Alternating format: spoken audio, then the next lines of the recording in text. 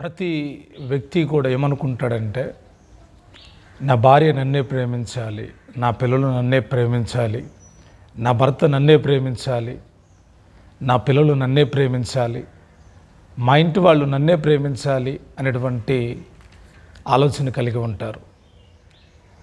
అలాగా ఆలోచన కలిగి ఉండడమే కాదు, అలా జరగాలని కోరుకుంటారు. వారికంటే ఎవరినైనా ఎక్కువగా ప్రేమిస్తే కొంతమంది హృదయాలు తట్టుకోలేవు. భార్యను కాకుండా మరొకరిని ఎప్పుడైనా ఎక్కువగా ప్రేమిస్తే ఆ భర్త విషయంలో భార్య చాలా బాధపడుతుంది. భర్త కూడా అంతే, తన భార్య తనకంటే ఎక్కువగా ఇంకెవరినైనా ప్రేమిస్తే తట్టుకోలేడు. పిల్లలు కూడా అంతే, తల్లిదండ్రులు వారిని ప్రేమించకుండా ఇతరుల యొక్క పిల్లల్ని ప్రేమిస్తూ ఉంటే ఆ పిల్లలకు కూడా బాధ అవుతుంది. ప్రేమ చాలా విలువైంది, ప్రేమ శాశ్వతమైంది కూడా. ఈ లోకంలో మనుషుల్లో కలిగేటువంటి ప్రేమలు రకరకాలు అంటే శరీరాన్ని చూసి ప్రేమించేవాళ్ళు కొద్దిమంది, ధనాన్ని చూసి ప్రేమించేవాళ్ళు కొద్దిమంది, డబ్బును చూసి ప్రేమించేటువంటి వాళ్ళు కొద్దిమంది, అలాగే ఆస్తిపాస్తులను చూసి ప్రేమించేటువంటి వాళ్ళు కొద్దిమంది. అందరూ కాదు అని చెప్తున్నా నేను. ఒక్కొక్కళ్ళు ఒక్కొక్క రకంగా ప్రేమను వ్యక్తం చేస్తారు. ఊరకే ప్రేమించేవాళ్ళు ఎవరు ఉండరు, ఏదో ఒకటి ఆశించి ప్రేమించేవాళ్ళే. ప్రతి ఒక్కరిలో ప్రేమ ఉంటుంది. ఆ ప్రేమ కొందరిలో స్థిరముగా ఉండట్లేదు, ఆ ప్రేమ కొందరిలో స్థిరముగా ఉంటుంది. కొందరిలో ప్రేమ మారిపోవట్లా, కానీ కొందరిలో ప్రేమ మారిపోతుంది. మారిపోయేది ప్రేమ కాదు, మార్పు చెందేది ప్రేమ కాదు. అది ప్రేమ అనే పేరుతో ఉన్న ప్రేమే కానీ, పదాలతో కూడిన ప్రేమే కానీ, అంతరంగంలో ఉన్న ప్రేమ కాదు. అంతరంగంలో ఉండే ప్రేమ వేరు. ఆ ప్రేమ శరీరాన్ని బట్టి, ధనాన్ని బట్టి, అందాన్ని బట్టి, లేకపోతే ఆస్తిపాస్తులను బట్టి ప్రేమించేటువంటి ప్రేమ కాదు. ఆ ప్రేమ స్వచ్ఛమైన మనసును ఇష్టపడేటువంటిదే ఆ ప్రేమ. ప్రియ దేవుని బిడ్డలారా, ఈ ఉదయకాలాన ఓ చక్కటి విషయాన్ని మీకు తెలియచేయాలని నేను ఆశిస్తూ ఉన్నాను. యేసయ్య అంటాడు, నా పిల్లలు నన్నే ప్రేమించాలి, నన్ను ప్రేమించిన వాళ్ళు నాకు ఇష్టం లేదు, వాళ్ళు నాకు పాత్రులు కాదు అంట. ఎలాగ ఆయన్ని ప్రేమించాలో తెలియజేస్తూ ఉన్నాడు. మనకు చాలా ఆసక్తికరమైన విషయం ఇది. ఎలాగ మనం ఆయన్ని ప్రేమించడం, దేవుని ప్రేమించడం మనం తెలుసుకోవాలి. ఐ లవ్ యూ జీసస్ అంటే సరిపోదు, ఆ ప్రేమకు తగినట్టుగా మనం జీవించాలి. ఆ ప్రేమను మనలో చూయించాలి. ఆ ప్రేమ కొరకు మనము కొన్ని విషయాలు జరిగించాలి కూడా, కొన్ని కార్యాలు చేయాలి కూడా. ఊరికే దేవుడు మనల్ని ప్రేమించాడు, మనం ఉచితంగా ప్రేమించబడ్డాం, మనలో ఏ మంచి లేదు, కానీ ఆయన మనల్ని ప్రేమించాడు. ఆయనది గ్రేట్ లవ్. గొప్ప ప్రేమ ఏదైనా ఉందంటే యేసయ్య ప్రేమ మాత్రమే. ఎందుకంటే ఏ మంచి మన దగ్గర లేకపోయినా ఆయన మనలను ప్రేమించాడు. ఆయన చెప్తున్న విషయాలు 3 విషయాలు మీ ముందుంచుతాను. చదువుదాం. దైవ గ్రంథంలో మత్తయి సువార్త 10వ అధ్యాయం 34వ వచనం నుండి చదువుతున్నాను, గమనించండి. నేను భూమి మీదకి సమాధానము పంపవచ్చితనని తలంచుకుడి, ఖడ్గమునే గాని సమాధానమును పంపుటకు నేను రాలేదు. ఈ వాక్య భాగంలో ఆయన చెప్తున్న మాట ఏంటంటే, నేను భూమి మీదకి సమాధానము పంపవచ్చితనని తలంచుకుడి అంటున్నాడు. యేసయ్య మాట్లాడుతున్నటువంటి ఈ మాటలో చాలా అద్భుతమైన విషయం ఉంది. ఆయన అంటున్నాడు, నేను భూమి మీద సమాధానము పంపవచ్చితనని తలంచుకుడి. అదేంటి ఆయన అలాగంటున్నాడు? యెషయా ప్రవక్త ఏమంటాడంటే, ఆయన సమాధానానికి కర్త అంటాడు, ఆయన ద్వారా సమాధానం కలుగుతుంది అంటాడు. యేసయ్య ఏమంటున్నాడంటే, నేను భూమి మీద సమాధానము పంపవచ్చితనని తలంచుకుడి, ఖడ్గమునే కానీ సమాధానము పంపుటకు నేను రాలేదు అంటున్నాడు. ఎంత విశేషమైన విషయమో మనకు మీకు అర్థమవుతుందో లేదో తెలియదు, కానీ నాకు అర్థం కాలేదు. చాలా ఆశ్చర్యం అనిపించింది. ఏంటి యేసయ్య ఈ మాట మాట్లాడుతున్నాడు? ఇంకేమంటాడంటే, ఖడ్గమునే కానీ సమాధానమును పంపవచ్చి తినని తలంచుకోడు. ఖడ్గాన్ని అంటే ఖడ్గం ఏంటి? యుద్ధానికి గుర్తు. ఖడ్గము అనంగాలనే కత్తి కాదు, కత్తి అనేది ఒక రకంగా ఉంటుంది, ఖడ్గం అనేది మరొక రకంగా ఉంటుంది. ఖడ్గం అంటే వేరు, కత్తి వేరు. ఖడ్గమునే పంపబొచ్చు తిని అంటే యుద్ధమేనంట, యుద్ధం జరుగుతుందంట. ఎలాగ జరుగుతుందో కూడా యేసయ్య చెప్తున్నాడు. ఒక మనుషునికి వాని తండ్రికిని, కుమార్తెకును ఆమె తల్లికిని, కోడలికిని ఆమె అత్తకును విరోధము పెట్టవచ్చి తిని. ఎంత అద్భుతమైన మాట అండి. ఈ మాట చదివినప్పుడు చాలా విషయాలు చాలామందికి అర్థం కావాలి. ఎవరికి? దేవుని పిల్లలకి. యేసయ్యే స్వహాగా చెప్తున్నాడు. ఏమన్నా తెలుసా? నేను ఖడ్గాన్ని పంపడానికి ఖడ్గాన్నే కానీ సమాధానం పంపరాలేదు. ఒక మనుషునికి వాని తండ్రికి, రెండవది కుమార్తెకు ఆమె తల్లికి, మూడవది కోడలికి ఆమె అత్తకు విరోధము పెట్టవచ్చు తిని. ఇంక ఈ కుటుంబం ఎట్టుంటుందంటే ఒకని మనిషిని ఇంటివారే అతనికి శత్రువులగుదురు.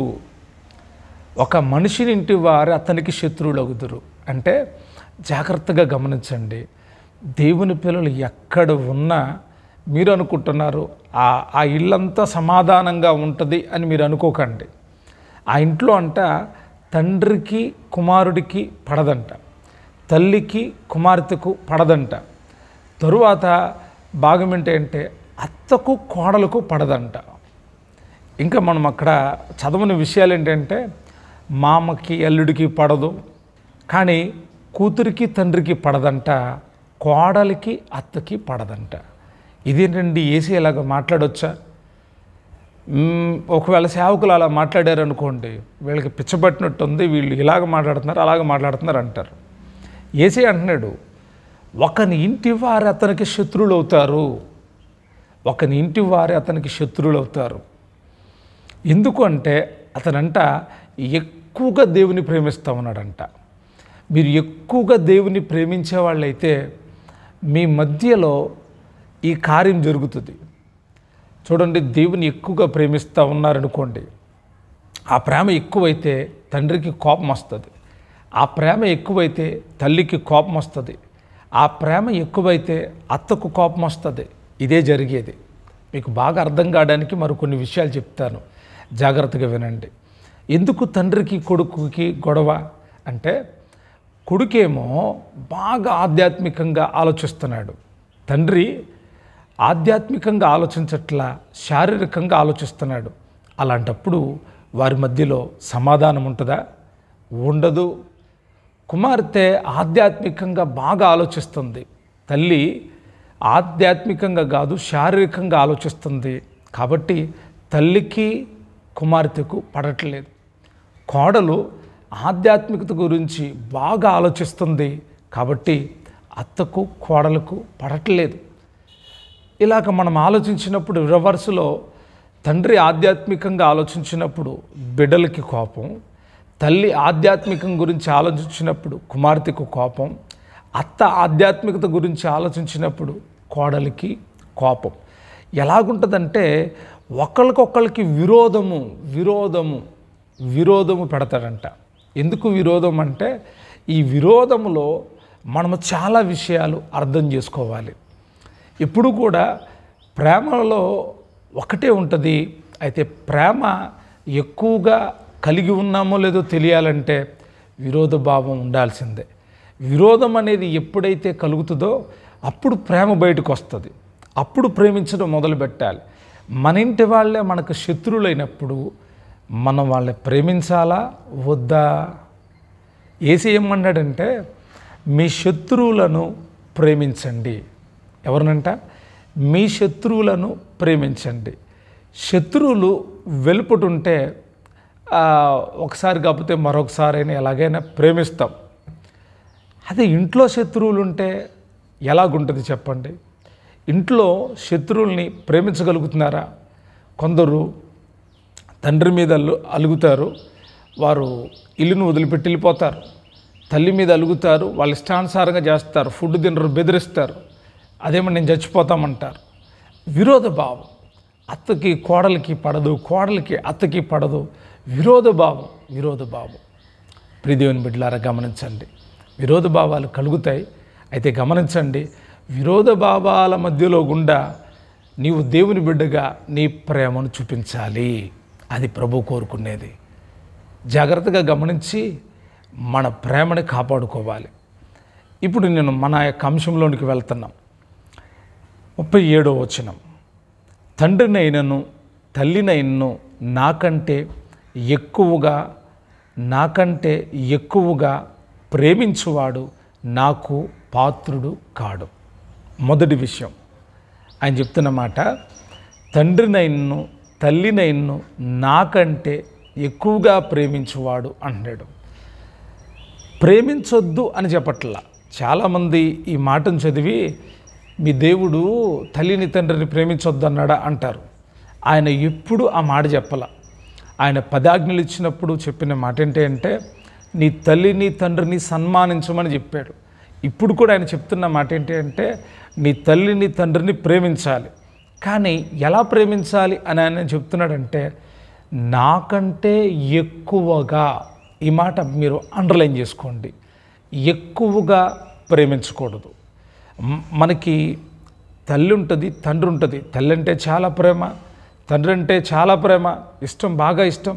అయితే దేవుని కంటే ఎక్కువగా ప్రేమించకూడదు. ప్రేమిస్తే ఆయన అంటున్నాడు మీరు నాకు పాత్రులు కారు. ఎందుకనంటే ఆ దినాల్లో తల్లిదండ్రుల ప్రేమ చాలా గొప్పగా ఉండేది. ఏదైనా పని చేయాలంటే తండ్రి తల్లి సహకారాలు ఉండేవి. ఇప్పుడు దేవుని ప్రేమిస్తూ ఉన్నప్పుడు తల్లిదండ్రుల యొక్క సహకారం కావాలా? దేవుని పని చేయడానికి తల్లిదండ్రుల యొక్క ఆలోచనలు కావాలా అంటే అవసరం లేదు. నువ్వు తల్లిదండ్రుల యొక్క ఆలోచనతో దేవుని పని కానీ దేవునిలో కొనసాగాలి అంటే కొనసాగలేవు. ఎందుకంటే తల్లిదండ్రులు తమ ఈగోని వ్యక్తం చేస్తారు. నేను పెద్దదాన్ని, నేను తల్లిని తండ్రిని అని చెప్తారు. ఇంకేమంటారంటే మా మీద ప్రేమ ఉంటే నువ్వు ఆ పని చేయొద్దు అని చెప్తారు. మా మీద ప్రేమ ఉంటే ఇది చేయొద్దు అది చేయొద్దు అని చెప్తారు. కానీ అది దేవుడికి ఇష్టం, మీ తల్లిదండ్రులకు అది చేయకుండా ఉండటం ఇష్టం.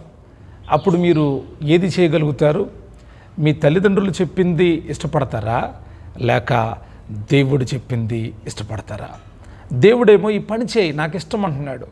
కానీ తల్లిదండ్రులు ఏమంటున్నారంటే నువ్వు ఆ పని చేయొద్దు. ఒకరోజు ఒక యవనస్తుడు తల్లిదండ్రుల దగ్గరికి వెళ్ళి అడిగాడంట, నేను దేవుని సేవకి వెళ్ళాలనుకుంటున్నానమ్మా, వెళ్ళిపోతాను అని చెప్పి. అప్పుడు వాళ్ళు చెప్పారంట, ఒరే పాస్టర్ పని అంటే మామూలుది కాదు, ఎందుకురా, నువ్వు బాగా చదువుకున్నావు, ఈ సంవత్సరం కాకపోతే ఇంకో సంవత్సరం ఉద్యోగం వస్తుంది, పాస్టర్ పనికి వెళ్ళొద్దయ్యా, అదంతా చాలా బాధాకరమైన పని, వెళ్ళొద్దు అని చెప్పారంట. ఇతడికేమో వెళ్ళాలని ఆశ, 2 తలంపుల మధ్య కొట్టుమిట్లాడుతున్నాడు.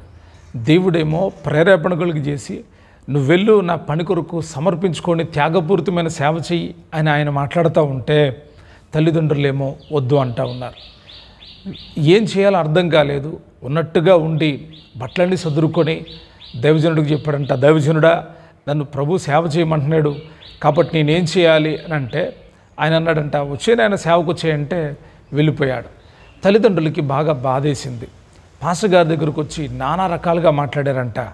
మా కొడుకునికి నువ్వేదో పెట్టేశావు, మా కొడుకుని నువ్వేదో చేసేసావు, మాకు కాకుండా చేస్తున్నావు, నువ్వు నీకే సరిలేదు, మా కొడుకుని ఎలా బ్రతికిస్తావు అని అంటే ఆయన అన్నాడంట, అమ్మా వచ్చింది దేవుని సేవకి, మమ్మల్ని బ్రతికిస్తున్న దేవుడు నీ కొడుకును కూడా బ్రతికిస్తాడు అని చెప్తే వాళ్ళు చాలా అభ్యంతరాలు పెట్టి బంధువులు చాలామంది వచ్చి రకరకాలుగా మాట్లాడి ఆ కొడుకుని తీసుకుని వెళ్ళడానికి ప్రయత్నం చేస్తే ఆ కొడుకు అన్నాడంట, ససేమేరా నేను రాను.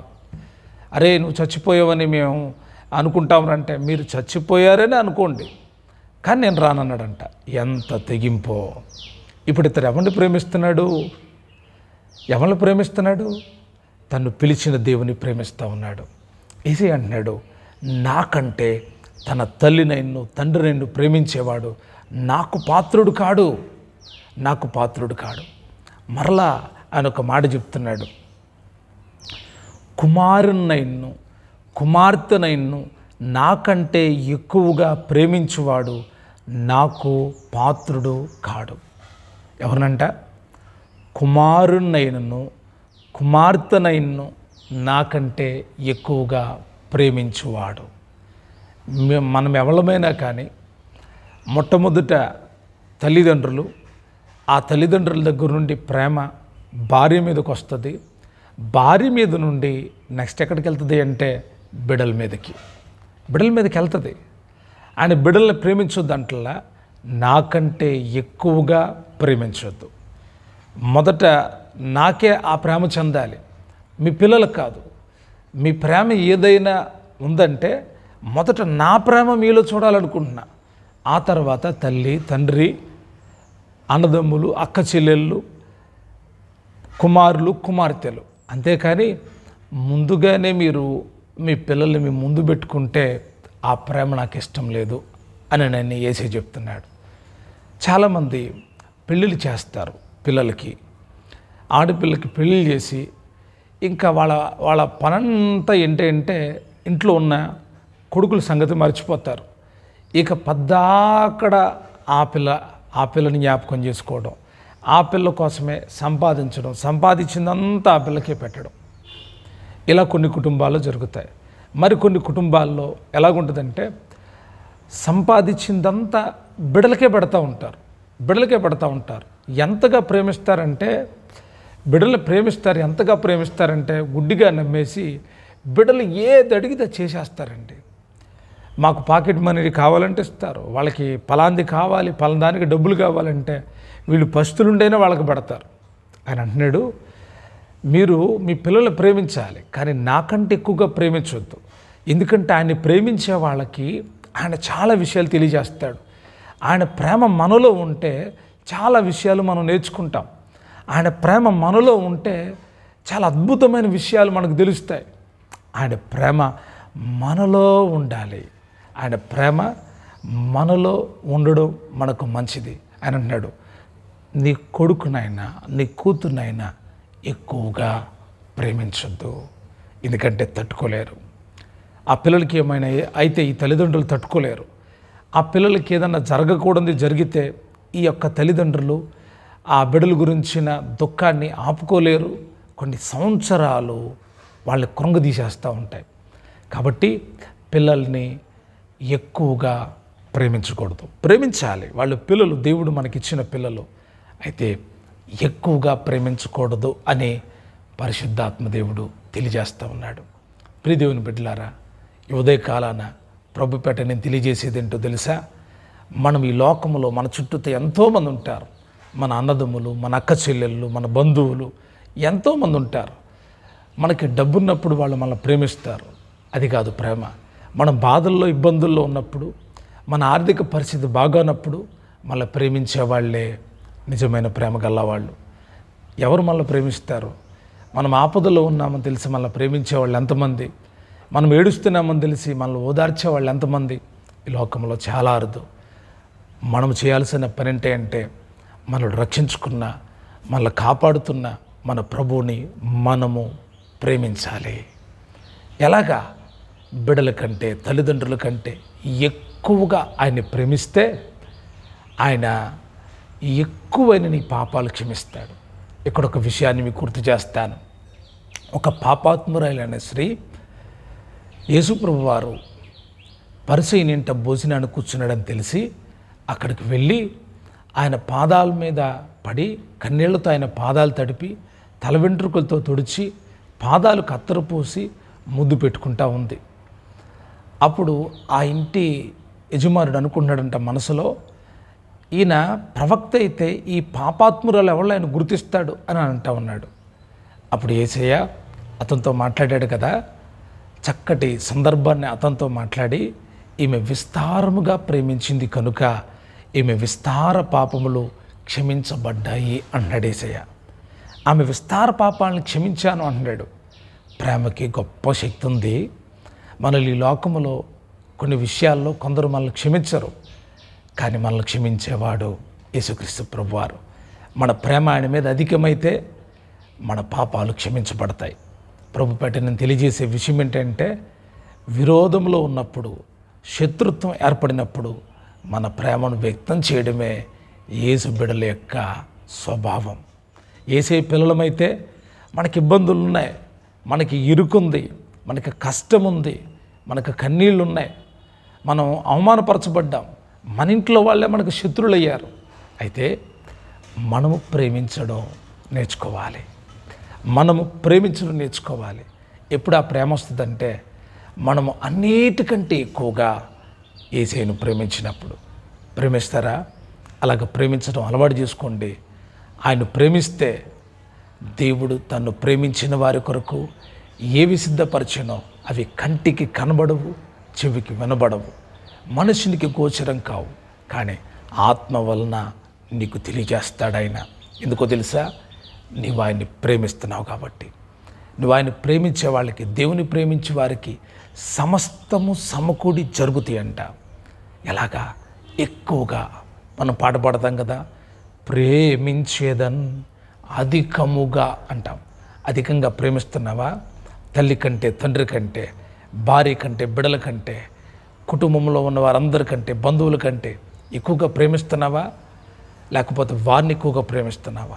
పరీక్షించుకో. ఈరోజైనా నీ ప్రేమ తక్కువైతే యేసుని ఎక్కువగా ప్రేమించడానికి ప్రయత్నించు. నీ మొదటి ప్రేమ ఎవరై ఉండాలంటే యేసు ప్రభువారై ఉండాలి.